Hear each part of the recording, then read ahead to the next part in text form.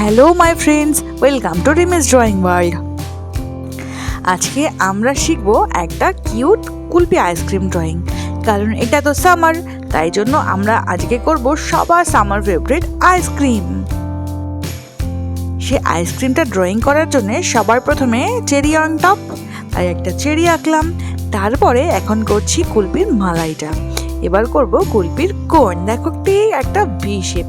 এবার ভিতরে কয়েকটা স্ট্রেট লাইন টেনে আমরা কুলপির গায়ের শেপটা করে নিচ্ছি। খুবই ইজি অ্যান্ড সিম্পল ওয়েতে আমরা আজকে ছবিটা ড্রয়িং করব। দেখো, just that's it.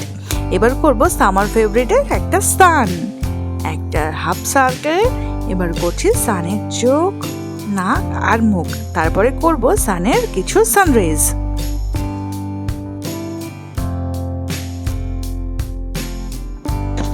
That's it. দেখো, এবার করছি একটুখানি ক্লাউড, একটুখানি সুন্দর দেখতে লাগার জন্য। এখানে একটা আর করছি ওপরে একটা। ব্যাস, আমাদের ড্রয়িং কমপ্লিট। কিউট না? তাহলে চলো এবার কালার করি। সানটাকে কালার করার জন্য সবার প্রথমে ইউজ করছি অরেঞ্জ। এই অরেঞ্জটা দিয়ে আউটার লাইনটা একটুখানি করে নিলাম। তারপরে ক্রোম ইয়েলো দিয়ে ভেতরের যে অংশটা ফাঁকা রয়েছে সেটা ফিল করলাম। এবার করছি একটুখানি অরেঞ্জ সানরেজগুলোর গায়ে। তারপরে পিচ কালার দিয়ে করব এই যে উপরের ক্রিমটা রয়েছে, সেই ক্রিমটা একটু ভ্যানিলা ফ্লেভার দেওয়ার জন্য। চারিপাশের যে বর্ডার লাইনটা আছে সেখানে একটুখানি করলাম। আর ভিতরে করছে পিঙ্ক। তোমাদের যদি এই কিউট ড্রয়িংগুলো ভালো লেগে থাকে তাহলে অবশ্যই সাবস্ক্রাইব করে আমার পাশে থেকো।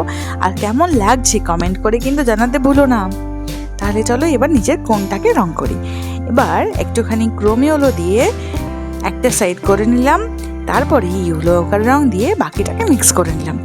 এবার ফাইনালি একটু শেড করার জন্য ইউজ করছি বর্ন সানা। দেখো কত ইয়ামি ইয়ামি আইসক্রিম হয়ে গেল। দেখলে কত ইজি, কয়েকটা কালার দিয়ে শেষ। এইবারে ফাইনাল একটু চেরিটা কালার করে দিলাম। আর রইল বাকি আমাদের ক্লাউডে প্রথমে একটু স্কাই করে নিচ্ছি।